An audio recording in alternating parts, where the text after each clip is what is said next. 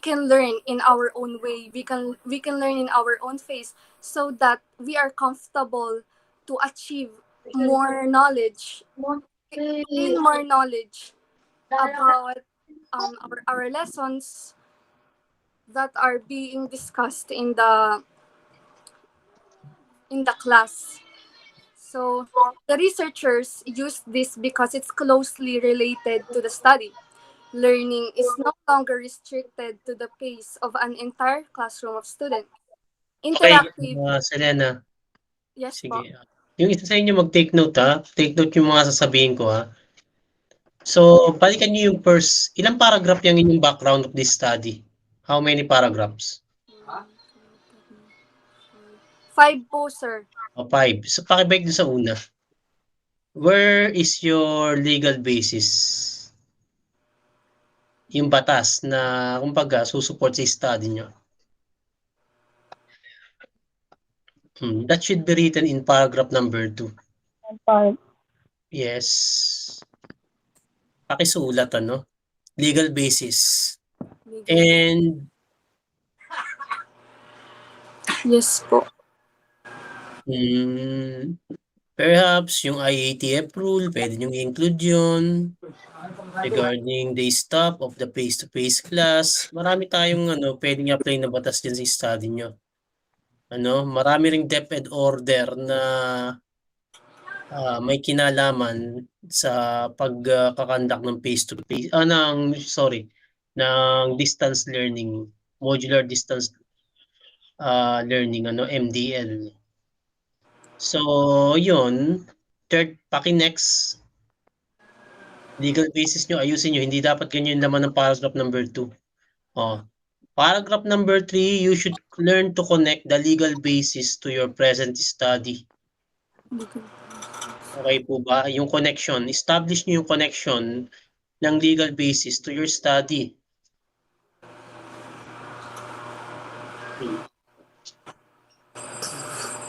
In paragraph number 4, the researcher used this because it's closely related to the study. Alin ang ginamit yung legal basis? Anong nire-relate nyo? Wala namang dyan eh. Sa paragraph walang connection. Sa paragraph number 4, yung emerging problem. Reason. Problem and then reason for conducting your study.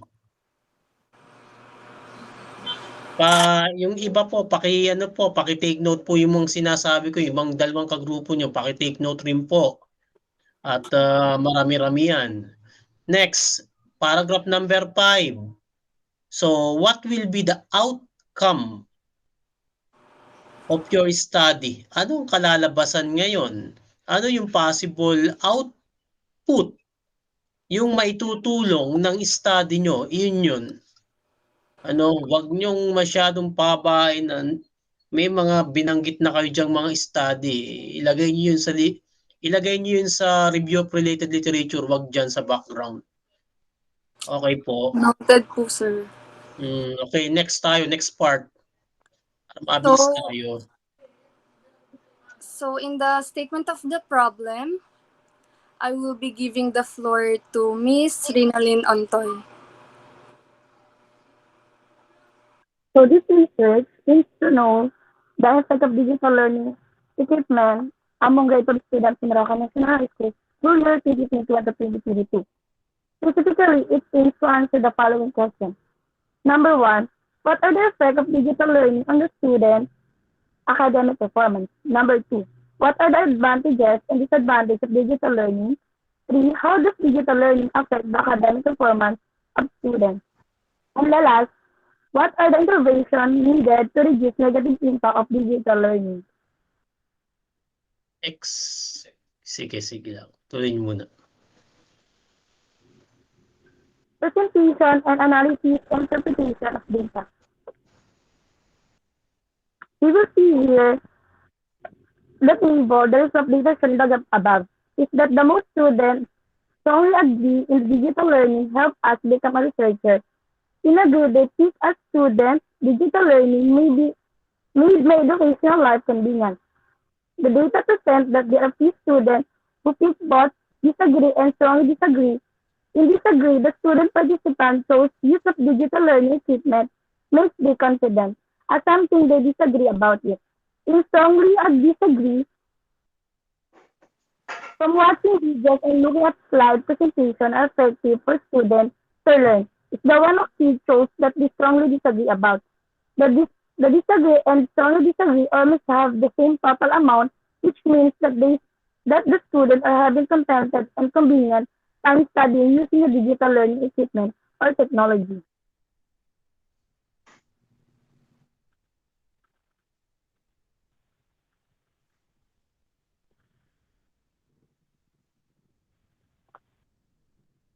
Excuse me. Yung unang pakibalik sa una. Yan. Anong statement of the problem ang sinasagot niyan? What SOP? Anong number doon?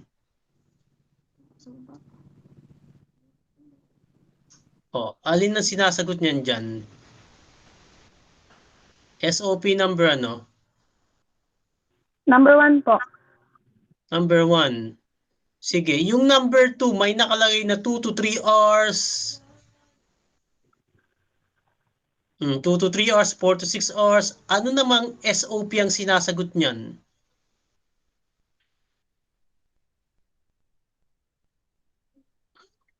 Alin sa SOP nyo sinasagot niyan?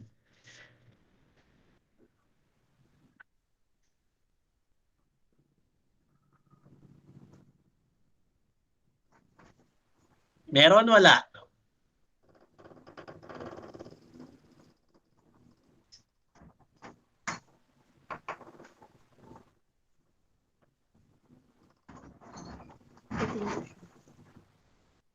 Meron ba o wala? Yung ibang ka-group ko, pwede kayo mag-open mic. Groupings tayo, ha? Pwede nyo open yung inyong mic para makasagot rin kayo. Anong SOP ang sinasagot niyang pangalawang data na pinakita nyo sa akin?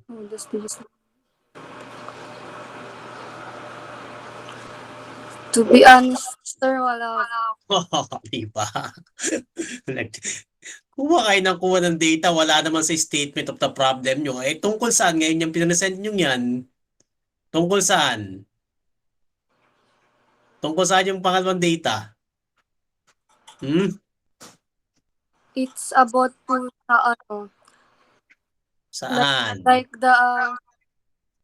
yung time po na nagagamit sa yung time po na na-spend ng mga student sa paggamit po ng digital learning equipment po. Yun. Time spent on the use of digital learning equipment. So, you may add that to your statement of the problem para hindi masayang ang data. Sige po, sir. Nakakaintindihan po ba? Opo. Sige. Proceed.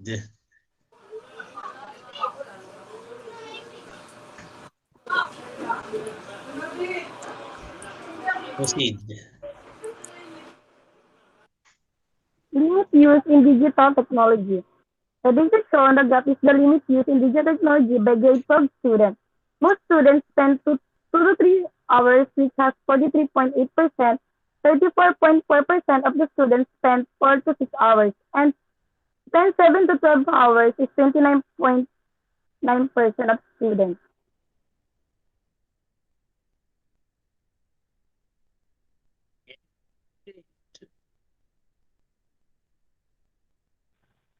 Time answering. Ayan, nasa SOP ba yan?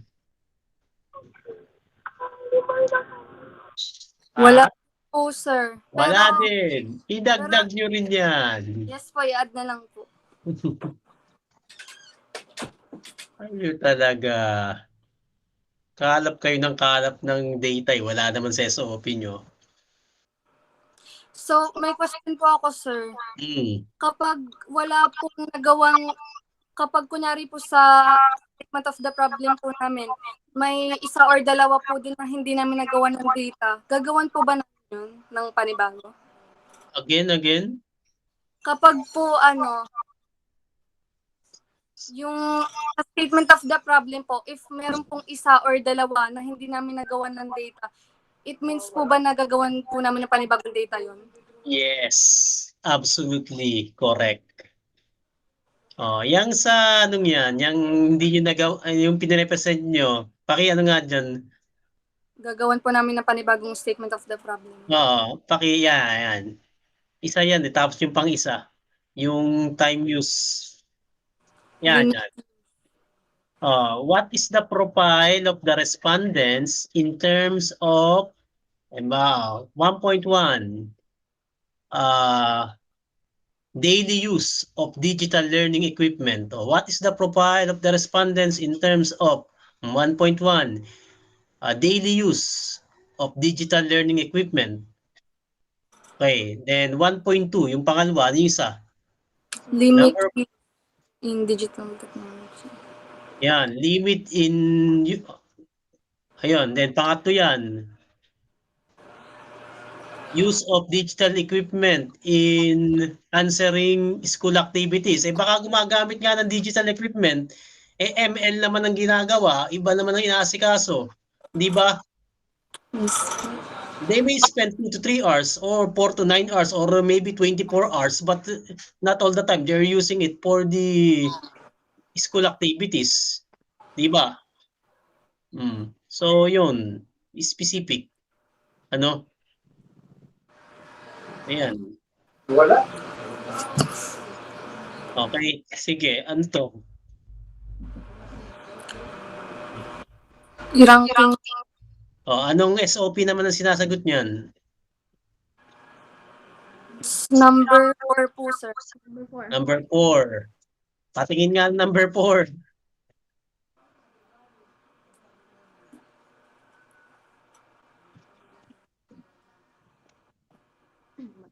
Interventions needed. Sige, balik doon.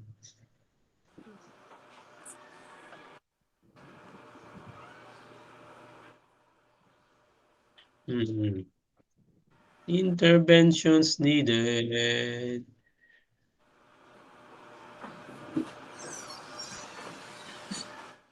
The data seen in the graph above show that the majority of the respondents the most important intervention to reduce negative effect of digital learning, namely create a purpose, find your learning style, know your limits, plan and prioritize, and the least important is the time management.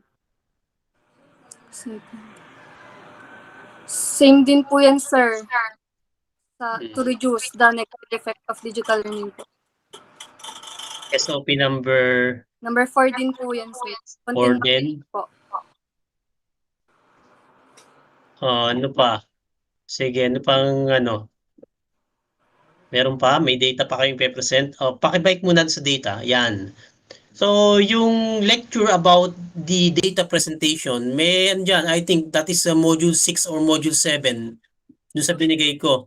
So, sa pagdi-discuss ng findings, always use for paragraph format for each table or graph na ipinapakita nyo. Kailangan at least that is discussed, must be discussed in 4 paragraph.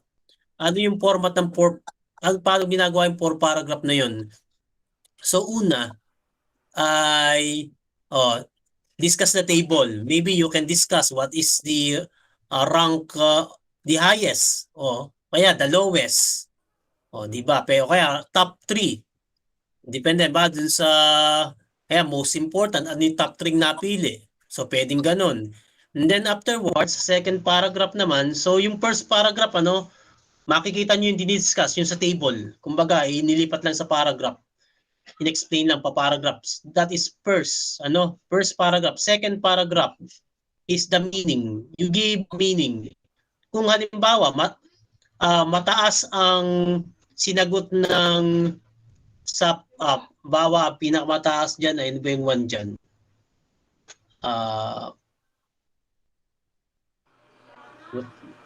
Hindi, dapat yan kasi dapat yan, computing nyo yung mean, yung average. Para malaman nyo kung ano yung rank 1, rank 2, rank 3. Dapat yan, dapat ito pa table, hindi pa graph . Yan. So, second paragraph, ano yung meaning ng data? Ano yung meaning? So, when you say meaning, ay mataas yung sa time management. Oh, it means that it means that the respondents are giving emphasis on more of time management. Oh, ganun. So mas binibigyan, they give more importance in halimbawa, since number one yun, time management, followed by plan and prioritize. And then, yun, ano, meaning. Up yung number and then meaning naman sa second paragraph and paragraph implication. When we say implication, effect. Oh, kung halimbawa na ang pinakamababa ay create a purpose, so anong implication nun? It means that the respondents, it implies that the respondents needs more intervention in terms of creating a purpose. What will be the pwedeng sa implication kasi what will be the effect of the data? O kaya naman pwedeng bakit nagkaganon yung data? Oh, so yun yung implication. Sa inyo na naman gagaling yun. Hindi na yung galing sa mismong table. Ano? Implication sa Tagalog is mas malalim na pagpapahulugan. Ano? And that can be expressed through yun nga, what can be the effect of the data or what is the possible reason bakit naging ganun yung mga sagot. So yun, ano, implication ng third paragraph and then fourth paragraph.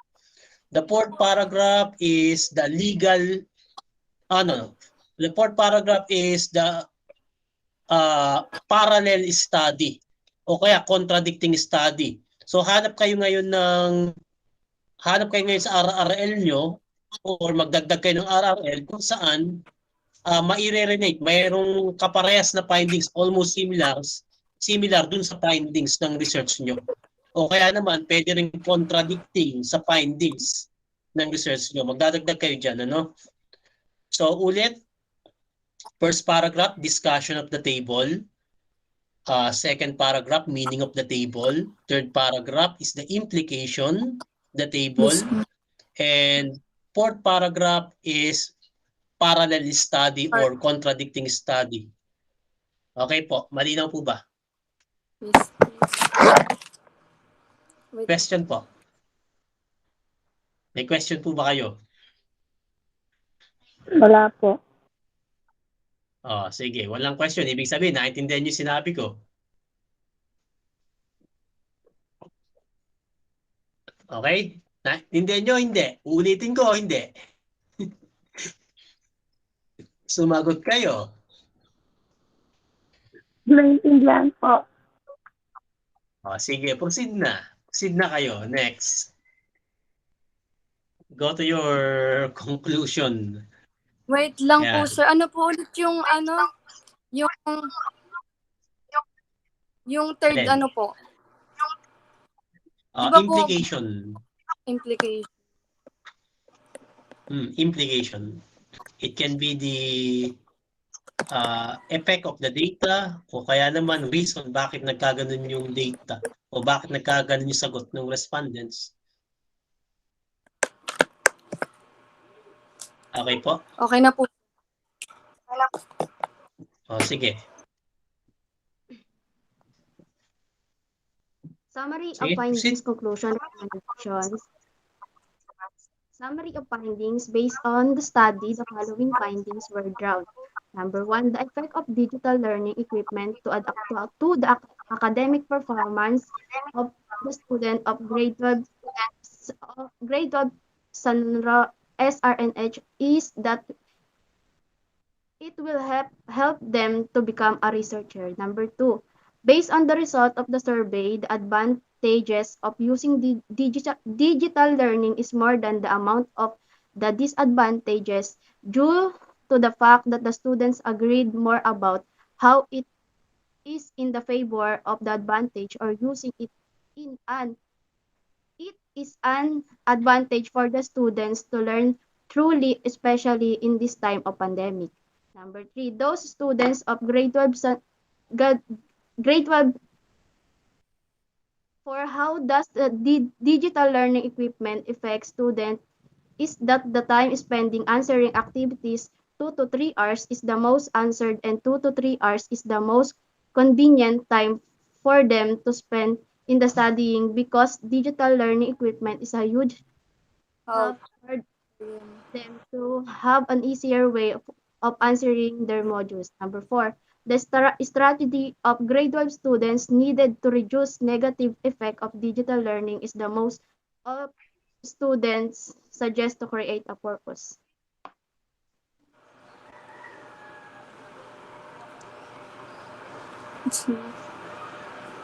Okay na? Ayan, sige, proceed. Conclusion. Sige, ako na. So, in the conclusion, based on the foregoing findings, the following conclusions were drawn. Number one, the effect of digital learning equipment in their academic performance using digital equipment will help them to become a researcher, and the digital learning made their educational life convenient. Number two, the advantages of digital learning for the students who participated in the survey is that it will help them to become creative and independent. It made their studying sessions to be worth the time spending, and it made them know more about using technology. The disadvantages of using digital learning is that some of the students made them suffer from social I- isolation, and it kind of got them addicted to using technology, which is unhealthy for their health. In overall, using digital learning technology or equipment is an advantage to learn in a more effective way. Number three. Okay, sige, tuloy lang. Sige, tapusin mo hanggang 4. Number three, the effect of digital learning on the students' academic performance in positive and negative ways are: in positive, answering the activities using digital learning equipment made the students' educational life easier. In the negative way, digital learning can harm the students' health through addiction, and it can cause social isolation. Number four, the interventions needed to reduce negative effect of digital learning equipment are the following: know your limits, self-discipline, and practice digital hygiene to reduce the negative effect of digital learning equipment. Okay na po na conclusion. Okay, ganito ang paggawa ng ano, paggawa ng conclusion. So, ibalik nyo sa SOP nyo, Statement of the Problem, number 1. Sige, SOP number 1. Tanong ko lang kayo ng isa. Okay.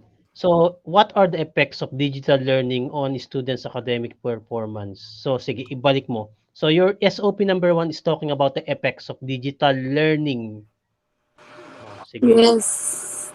Tingnan natin kung conclusion nyo ay may connection. So, base sa meron kayong mga findings dyan, and then from that findings, you're going to draw conclusion.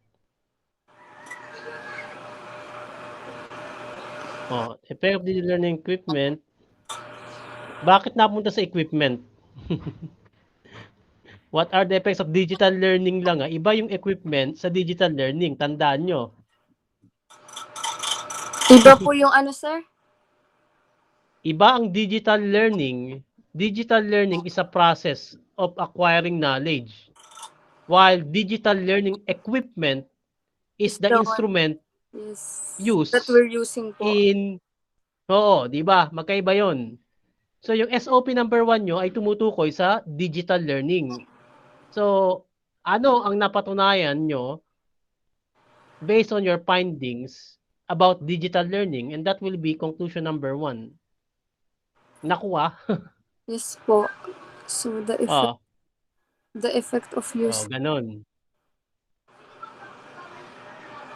The effect of digital learning, ano nangyari sa digital learning? Ganito na Mas lang. tumalino ba? The Mas effect. tumalino ba kayo kaysa sa face to face? Ah, Hindi po. Charot.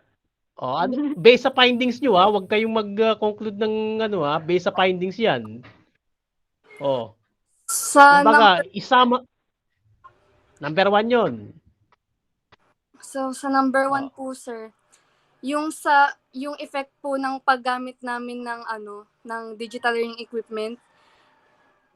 Sabi hindi po nga dun, equipment. Digital learning lang.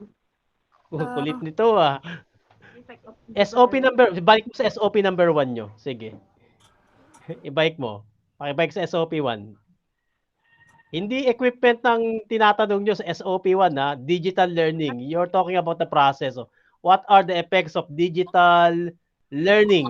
Wala namang equipment 'yan, tama, mali. tama po. Tama po. The effect of digital Ay, learning. kung gusto niyo bumoko sa equipment, edi dagdagan niyo yung problem niyo ng equipment.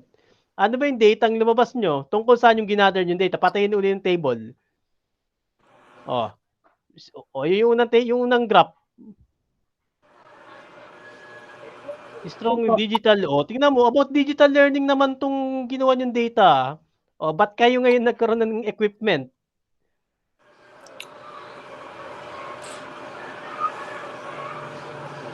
Digital learning equipment makes me Bali, confident. sir, Tumawag mo dyan. Sige. sa conclusion po sa number one, bali gagawin na lang po namin siyang digital learning Oo, instead of school. i-generalize nyo. Iyan. Kaya nga kami summary of findings, 'di ba? From that summary of findings, kukuha kayo ng conclusion. Ayan. Nakakuha niyo connection? Ganito, SOP 1, gagawa. So, from the findings, gagawa kayo ng conclusion. Tuloy mo lang 'yan. Ngayon, may nakita ba kayong pangit o maganda dun sa conclusion? And that will be your recommendation. Paano 'yan? 1, SOP 1, nakatali si conclusion 1, and then nakatali rin si recommendation 1. Ganun. Okay po, malinaw po? Yes po, sir. Hindi basta-basta ginagawa ang conclusion and recommendation. Nakabase 'yan dun sa SOP 1. Gano'n rin naman 'yun sa gano'n rin naman sa 2. Tama, conclusion 2. Ano yung SOP number 2 niyo ngayon? SOP number 2. Yung conclusion 2 niyo, dun rin nakabase sa SOP 2. Anong napatunayan niyo? Sa number two po, And sir, then, uh, what tinuturuan ko na kayo para maging maayos yung data niyo. And then conclusion number 3, then recommendation number 2, ganun rin, based naman sa conclusion number 2. Naintindihan niyo ba? yes po, sir. Okay, malinaw. Siguro pagbabalik sa akin yung data niyo, maayos na yan. And then yung mga nawawalang data niyo, pakihanap, at yung mga dapat yung idagdag na SOP, binigay ko na kanina. Yes po. Okay, malinaw. May Opo. question po ba kayo? Wala po, sir. Malinaw na po. Natuto kayo, hindi? Natuto. Ayan, sige. Okay, yun, may recommendation na kayo? Nakagawa na kayo ng recommendation? Yes po, pero parang Itama nyo na lang based dun sa binigay kong sa inyo. Corrections, Sige po. yes Kung po. sakaling may nakalimutan kayo, ni-record ko naman tong i-upload ko to i-send ko yung link sa sa GC nyo. Kung sakaling may gusto kayong balikan dito sa ating presentation. Sir, Okay? Pero kay Rinalyn. Guys, alam? Private message Ayan. mo kay Rinalyn. Minsan i-PM nyo na rin kasi natatabunan, alam nyo man daming may message dito. Hindi ko na nasikaso. Plus pa yung sa Google Classroom, dami rin chinechekan. Okay, sige. Nakatapos naman kayo sa tingin ko, and you will maayos-ayos naman. Kumbaga sa mukha nyo, konting makeup na lang yan. Makakatapos na kayo. Konting blush na lang yan. Kasi first time namin hindi rin Hoy, first time. Ako po, sir. Mag-oral Oy, dito. Time namin, sige kasi nag-lockdown kasi, pero kung sa regular basis, pangatlong research nyo na yan. Practical research 1, practical research 2, and then eto, inquiries investigation. Oh. So, yun.